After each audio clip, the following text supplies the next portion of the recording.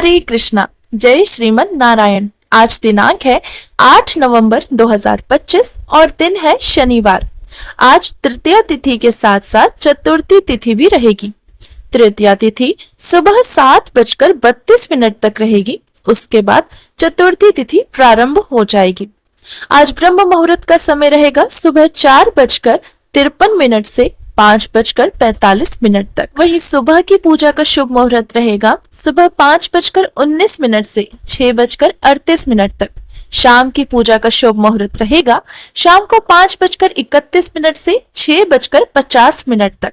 आपको बता दें आज राहु काल का समय रहेगा सुबह 9:21 से 10:43 तक।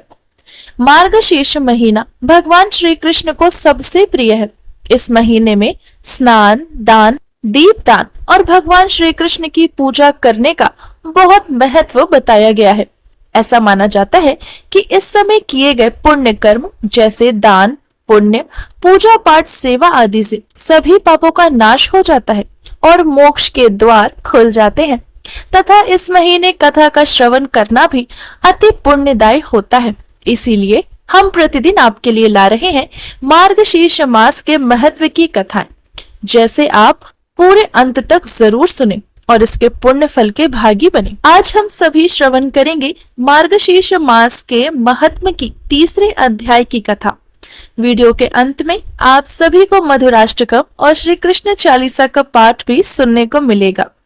क्योंकि आज दिन शनिवार है, इस दिन शनिदेव की पूजा अर्चना करने का विधान होता है। तो आइए सबसे पहले हम लोग सुनते हैं शनि महाराज की एक कथा। उसके बाद हम मार्गशीर्ष मास के महत्व का श्रवण करेंगे। बहुत समय पहले की बात है। किसी गांव में एक ब्राह्मण और ब्राह्मणी अपने परिवार के साथ रहते थे। ब्राह्मण देव भगवान की पूजा अर्चना करते, भजन कीर्तन करते, भिक्षा मांगकर अपने परिवार का पालन पोषण किया करते थे। इसी तरह ब्राह्मण देव के दिन गुजर रहे थे कि एक रात ब्राह्मण देव को स्वप्न में एक अजीब सा सपना आया। उन्होंने देखा नीले वस्त्रों पहने हुए एक दिव्य पुरुष उनके सपनों में आ रहा है और उनसे कहता है, हे ब्राह्मण देव, मैं तुम्हें लगने वाला हूँ। ब्राह्मण देव इस स्वप्न को देखकर तो बहुत डर गए। सोचने लगे ये नीले रंग के कपड़े पहने दिव्य पुरुष आखिर है कौन? क्या ये कोई देव है, कोई गंधर्व है, कोई भूत पिशाच है, कौन है? ब्राह्मण देव घबराकर उठकर बैठ गए, लेकिन उन्होंने अपने सपने वाली बात किसी को नहीं बताई, क्योंकि वो अपने घर में, अपने परिवार में किसी को परेशान नहीं करना चाहते थे। इसी तरह 1-2 दिन गुजर गए। ब्राह्मण देव अपने नित्य कर्म कर रहे थे। रोज भगवान की पूजा करते और भिक्षा मांग कर लाते, अपने परिवार का पालन पोषण करते। एक रात फिर उन्हें स्वप्न में वही नीले वस्त्र पहने हुए दिव्य पुरुष दिखाई दिए और सपने में बोले, हे ब्राह्मण, मैं तुझे लगने वाला हूँ। अब तो ब्राह्मण देव बहुत ज्यादा परेशान हो गए। सुबह उठकर अपना सर पकड़कर बैठ गए। जब ब्राह्मणी ने ब्राह्मण देव का ऐसा हाल देखा तो उनसे पूछा, स्वामी क्या बात है, आप बड़े परेशान दिखाई दे रहे हैं। तब ब्राह्मण देवता ने अपनी पत्नी को सारी बातें कह सुनाई कि मेरे सपने में नीले कपड़े पहने एक दिव्य पुरुष आते हैं और मुझे कहते हैं मैं तुझे लगने वाला हूँ। बस यही सोचकर मैं परेशान रहता हूँ। ना जाने वो पुरुष कौन है, क्या कोई वो देव है, गंधर्व है, भूत पिशाच है, आखिर कौन है? ब्राह्मणी तो बहुत समझदार थी। उसने अपने पति से कहा, हे प्रभु, मुझे ऐसा लगता है कि वो शनि भगवान है। शनि भगवान नीले वस्त्र पहनते हैं और दिव्य पुरुष है। ऐसा लगता है वो आपके ऊपर शनि देव की दशा शुरू होने वाली है, इसीलिए वो आपको सचेत करने आए थे। यह सुनकर तो ब्राह्मण देव और भी ज्यादा परेशान हो गए कि शनि देव की 7.5 तो 7.5 साल तक रहती है। इतने साल तक मैं उनकी दशा कैसे झेलूंगा? तब ब्राह्मणी कहने लगी, प्रभु परेशान ना हो।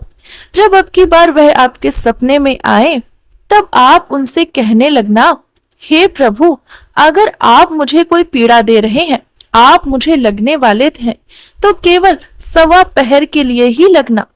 फिर जब उस रात में ब्राह्मण देव सोए और सपने में फिर वही दिव्य पुरुष आए, तब ब्राह्मण देव से कहने लगे, हे ब्राह्मण देव, मैं तुझे लगने वाला हूँ। तब ब्राह्मण देव कहने लगे, हे भगवान, यदि आप मुझे लगना ही चाहते हैं तो बताइए कितने समय के लिए लगेंगे। तब शनिदेव ने कहा, मैं तुम्हारे पास 7.5 साल के लिए आऊंगा। तब ब्राह्मण देव बोले, भगवान 7.5 साल तो बहुत ज्यादा है, मैं इतने साल तक कैसे रह पाऊंगा। तब शनिदेव बोले, अच्छा ठीक है, फिर 5 साल के लिए लग जाता हूँ। ब्राह्मण देव बोले, प्रभु 5 साल भी बहुत ज्यादा है। तब शनिदेव बोले, अच्छा ठीक है, 2.5 साल के लिए लग जाता हूँ। ब्राह्मण देव बोले, भगवान यह समय भी बहुत ज्यादा है। तब शनिदेव बोले, अच्छा ठीक है, फिर तुम ही बताओ कितने समय के लिए लगूं। तब ब्राह्मण ने कहा, आप 1.25 पहर के लिए लग जाइए। तब शनिदेव ने कहा, ठीक है, मैं तुम्हें 1.25 पहर के लिए ही लगूंगा। तब 1.25 पहर के लिए शनि की दशा ब्राह्मण देव को लग गई।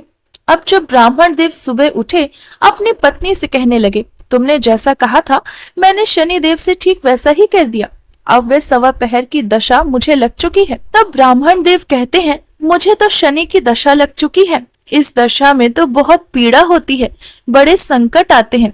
मैं ऐसा करता हूँ, मंदिर चला जाता हूँ, पाठ करने लगता हूँ। थोड़ी देर में जब 1.25 पहर बीत जाएगा तब मैं घर आ जाऊंगा।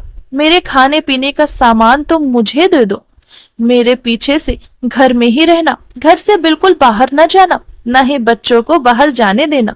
ब्राह्मण ने जैसा ब्राह्मणी से कहा, ब्राह्मणी ने बिल्कुल वैसा ही किया, खाने पीने का सामान दे दिया। तब ब्राह्मण देवता मंदिर की ओर चल दिए। चलते चलते रास्ते में उन्हें तरबूज का एक खेत दिखाई दिया।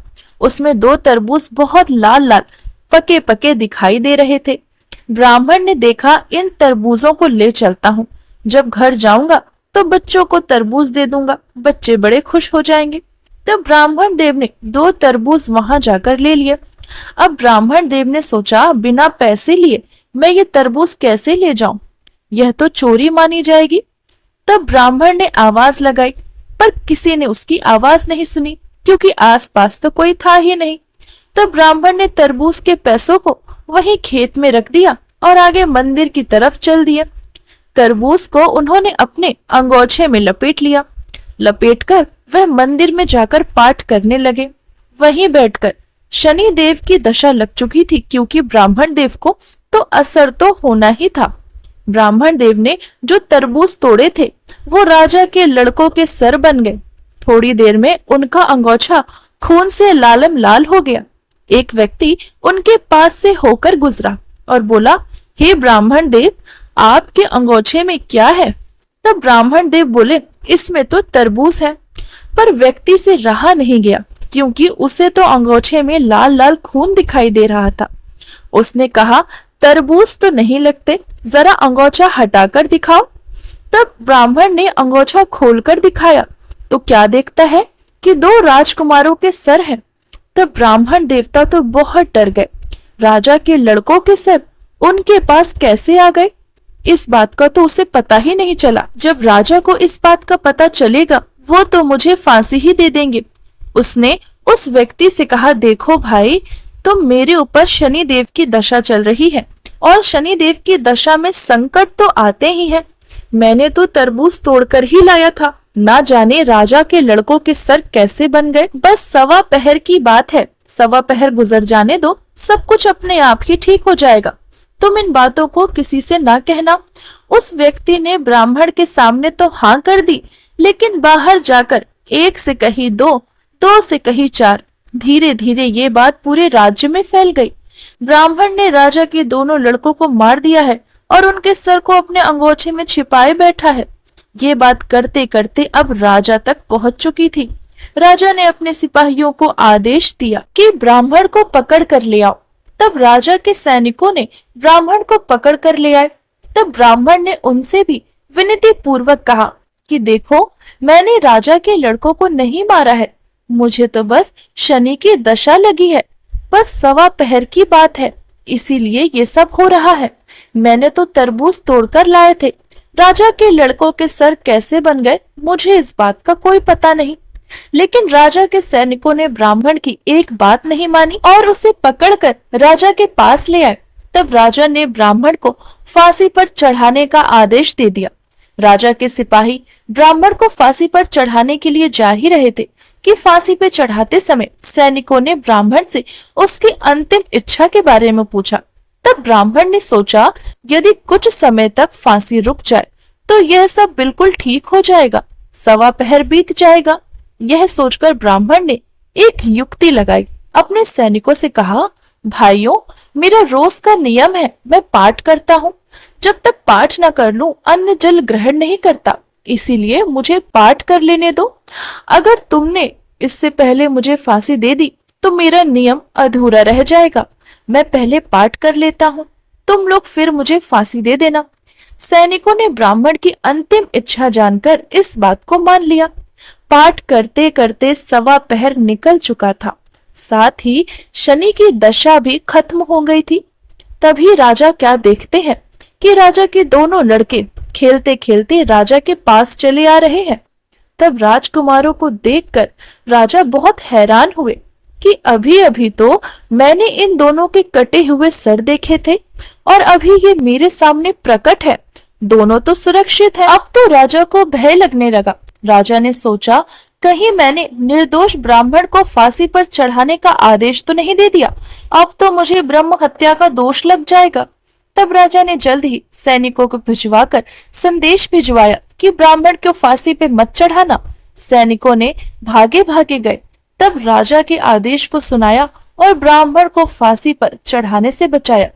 अब ब्राह्मण को राजा के सामने लाया गया। राजा ने ब्राह्मण से क्षमा मांगी और उसे खूब सारा धन देकर वहां से विदा किया। तब राजा ब्राह्मण से कहता है, हे ब्राह्मण देवता, मुझे तो कुछ समझ नहीं आ रहा, ये कैसी माया है, ये सब क्या हो रहा है, कैसे हो रहा है। तब ब्राह्मण कहने लगे, हे महाराज, मुझ पर शनि की दशा है सवा पहर तक की, इसी कारण ये सब हुआ।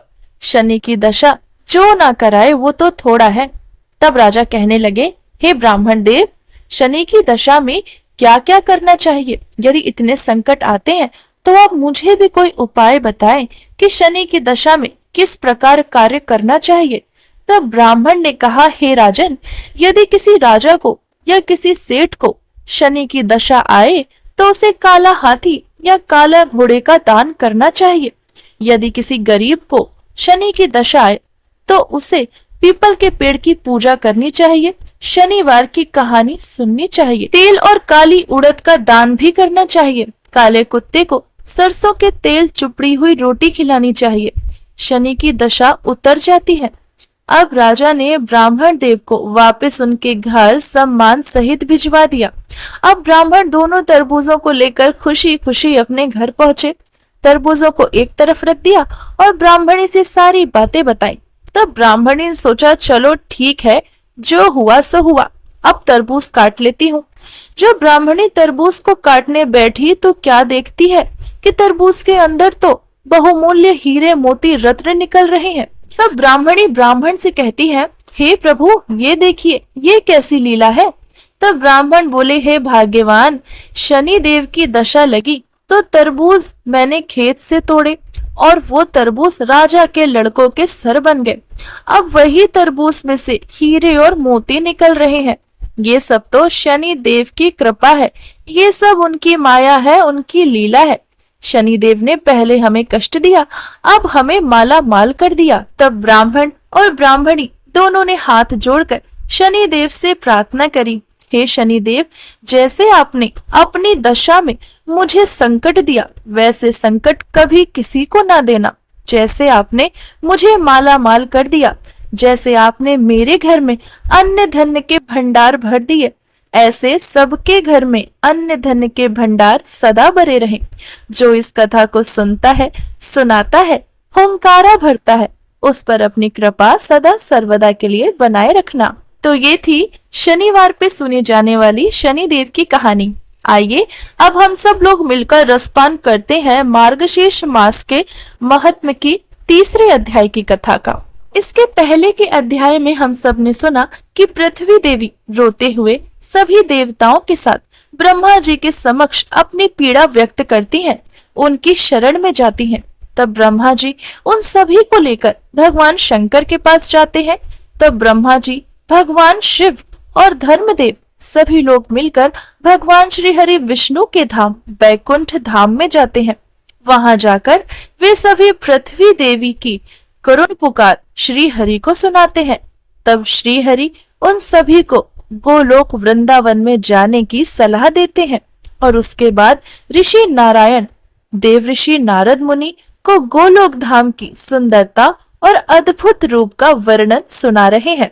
इसके आगे की कथा आइए अब हम सुनते हैं। भगवान श्री कृष्ण के पवित्र गोलोक धाम का दर्शन करते हुए वे सभी देवतागण बहुत प्रसन्नता के साथ जब थोड़ा और आगे बढ़ते हैं, तब उन्होंने वहां बहुत सुंदर अक्षय वट को देखा।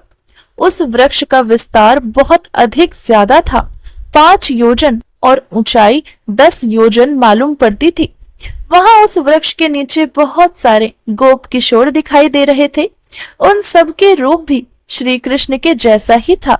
उन सभी ने पीले रंग के वस्त्रों को धारण किया हुआ था। सभी देवताओं ने उनके भी दर्शन किए और वहां से आगे उन्होंने एक सुंदर महान राजमार्ग को देखा, जिसके दोनों ओर अनमोल मड़ियां लगी हुई थी। उसके मार्ग पर अन्य को बहुत बहुमूल्य रत्न लगे हुए थे। चंदन, कस्तूरी और कुमकुम से जल का छिड़काव किया हुआ था। खेल कूद में व्यस्त अनेकों गोपियां उस मार्ग को व्यस्त कर रही थी। बहुत सारे द्वारपाल उनकी रक्षा कर रहे थे और चारों ओर गहरी खाइयां थी। ऐसे सुंदर दृश्य का दर्शन करके सभी देवता बहुत प्रसन्न हो रहे थे, साथ ही आश्चर्यचकित भी हो रहे थे। वे आगे बढ़ते चले जा रहे थे। तब उन्होंने श्री राधा रानी के आश्रम को देखा। देवताओं की आदि देव गोप शिरोमणि श्री राधिका का वह निवास स्थान अत्यंत सुंदर था। वह गोला आकार में बना हुआ था। उसका विस्तार 12 कोस का था तथा उसमें 100 मंदिर बने हुए थे। वह अद्भुत आश्रम दिव्य रत्नों के तेज से जगमगा रहा था। बहुमूल्य और अनमोल रत्नों के समूह से उसकी रचना करी गई थी। उसमें सुगंधित पुष्प तथा सुंदर वृक्षों से वह शोभा पा रहा था। यह सब देखकर सभी देवताओं को बहुत आश्चर्य हुआ, साथ ही साथ प्रसन्नता भी हुई। यह सब देखते हुए सभी देवता जब आगे बढ़े तो उन्होंने आगे देखा अनेक गोप और गोपियों के आश्रम, जिनकी संख्या 100 करोड़ थी। इसी तरह आगे आश्रम और अनेक सुंदर दृश्यों को देखते हुए सभी देवतागण गोलोक का निरीक्षण करते रहे। गोलोक वृंदावन ब्रह्मांड से बाहर तथा ऊपर में है। उसके ऊपर दूसरा कोई भी लोक नहीं है। उसके बाहर सब कुछ शून्य है। वही सृष्टि की अंतिम सीमा है। संपूर्ण गोलोक का इस प्रकार दर्शन करने के बाद सभी देवतागण अंत में बहुत हर्ष आए और इसके बाद सभी श्री राधा के प्रधान द्वार पर आ पहुंचे। देवताओं ने वहां पर देखा, उनके द्वार पर रक्षा के लिए परम उत्तम वीर भानु की नियुक्ति हुई है। वह सिंहासन पर बैठे हुए पीतांबर पहने हुए हैं। यह देखकर सभी देवता गणों ने वीर भानु के पास जाकर अपना वहां आने का कारण सुनाया। तब द्वारपाल ने उन सभी देवता गणों से कहा कि हे देवतागण, मैं आपको बिना आज्ञा लिए यहाँ से भीतर जाने नहीं दे सकता। इस प्रकार कहकर द्वारपाल ने श्री कृष्ण के पास सेवकों को भेजा और उनकी आज्ञा पाकर द्वारपाल ने सभी देवता गणों को अंदर आने की अनुमति दे दी। इस प्रकार सभी देवतागण द्वार के अंदर प्रवेश करते हैं। आगे उन्हें एक और भव्य द्वार दिखाई देता है, जिस पर चंद्रभानु नामक द्वारपाल नियुक्त किए हुए हैं। वे किशोर अवस्था के हैं। उनकी बात करने से सभी देवतागण आगे बढ़े और तीसरे भव्य द्वार पर जा पहुंचे, जहां पहले द्वारों से अधिक सुंदर और भव्य था।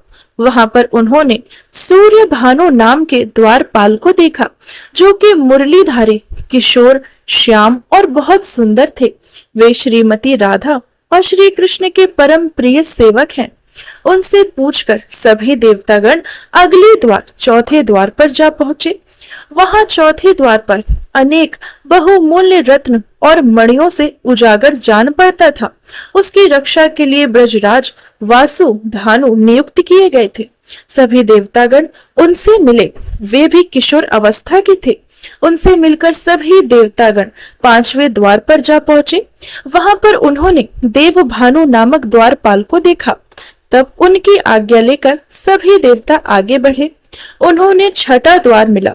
उनकी दीवारें व्रज मणि से बनी हुई थी और सुंदर पुष्पों की माला से सजी हुई थी। वहां पर ब्रजराज शक्कर भानु नियुक्त किए गए थे। उन्होंने आगे ले जाकर सभी देवता अब अगले द्वार अर्थात सातवें द्वार पर जा पहुंचे, जो कि पिछले सभी द्वारों से अधिक सुंदर और भव्य मालूम पड़ता था। वहां पर द्वारपाल रत्न भानु नियुक्त किए गए थे, जो भगवान विष्णु के अति प्रिय हैं। तब सभी देवतागण और भी आगे बढ़ते हैं और उन्होंने आठवें द्वार को देखा। वहां उन्होंने सुपार्श्व नामक द्वारपाल को देखा। इसी तरह सभी देवतागण 9वें, 10वें, 11वें द्वार पर भी पहुंचे। 11वें द्वार पर श्री दामा, जो श्रीमती राधिका रानी जिन्हें अपना पुत्र समान मानती हैं, वो वहां पर नियुक्त किए गए थे। इसी तरह सभी देवतागण आगे 12वें, 13वें, 14वें, 15वें तथा 16वें द्वार पर जा पहुंचे, जो कि श्री राधिका का अंतःपुर द्वार था। तब सभी देवताओं को भगवान श्री कृष्ण के दर्शन की प्रबल इच्छा होने लगी। तब देवताओं ने प्रवेश करने की आज्ञा ली। अभी सभी बहुत प्रसन्न और रोमांचित मालूम पड़ रहे हैं। वहां की शोभा का वर्णन करना संभव नहीं। इतना सुंदर जैसे पहले कभी नहीं देखा। करोड़ों रत्न कलश और रत्न निमित्त पात्र वहां पर सजाकर रखे गए हैं। अनेक प्रकार के सुंदर सुमधुर वाद्यों की ध्वनि गूंज रही है। अनेकों गोप कन्याएं वहां पर नृत्य कर रही हैं, साथ में मंगल गीतों का गान भी कर रही हैं। वे सभी देवता वहां पर अति प्रसन्न दिखाई देते हैं। तब सभी देवतागण ध्यान मग्न हो चुके हैं और भक्ति भाव से अपने हाथों को जोड़कर प्रणाम करने लगे।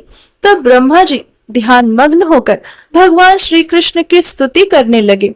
ऐसा मालूम पड़ रहा है मानो जैसे उनकी सभी मनोरथों की सिद्धि हो चुकी है। इसके आगे क्या हुआ, अब ये सब हम कल के अध्याय में श्रवण करेंगे। तो ये थी मार्गशीर्ष मास के महात्म की तीसरे अध्याय की कथा। आइए अब हम सब मिलकर श्रवण करते हैं मधुराष्टकम और श्री कृष्ण चालीसा का पाठ। मधुराष्टकम। अधरं मधुरं वदनं मधुरं नयनं मधुरं हसितं मधुरं हृदयं मधुरं गमनं मधुरं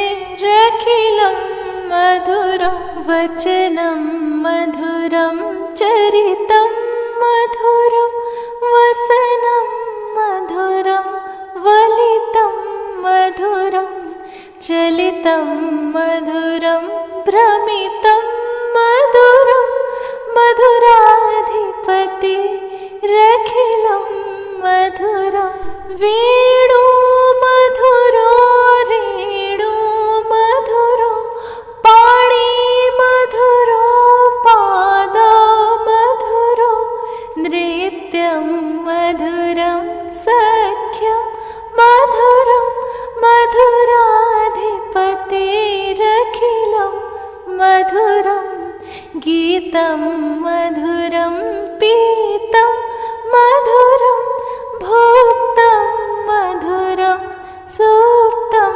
मधुरं रूपं मधुरं तिलकं मधुरं मधुराधिपतिरखिलं मधुरं कर्णं मधुरं तरणं मधुरं हरणं मधुरं रमणं मधुरं वमितं मधुरं शमितं मधुरं मधुराधिपतिरखिलं मधुरं गुञ्जा मधुरा माला मधुरा यमुना मधुरा वीची